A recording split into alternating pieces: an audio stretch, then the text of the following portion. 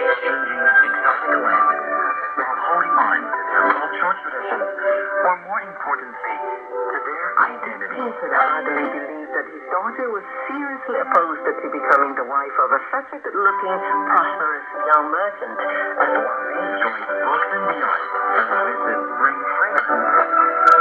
Stories come to life in your imagination. Subscribe to Books and Beyond for free on your favorite podcast platform or log on to radio.bgt.com for more.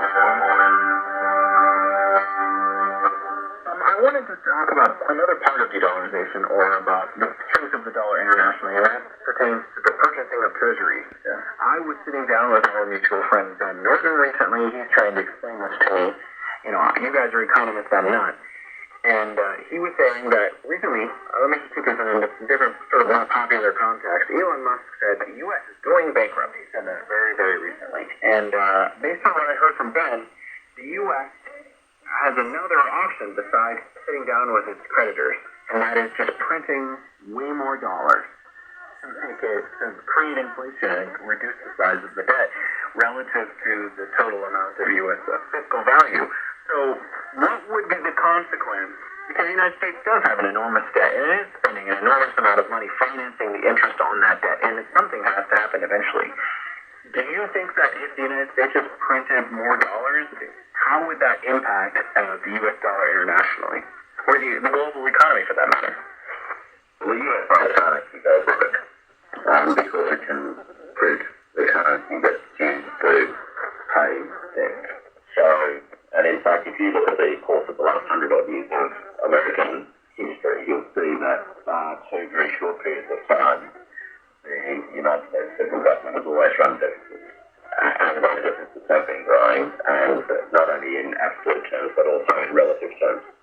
So the idea that the US goes broke is actually isn't how money works. That's something manifested. But just because you can print the currency that you use to settle your accounts doesn't necessarily mean that it's possible-free.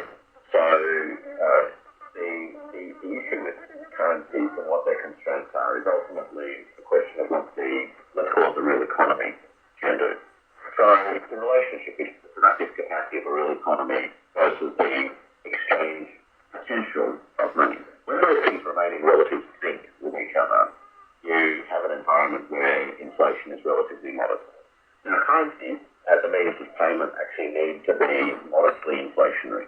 And there's a logical reason for that. And that is that if you are running a monetary-based economy where economic actors use money as a way of paying for things, if what you can exchange with a given unit of that money actually increases in time, the monetization of value takes place through the exchange of exchange value.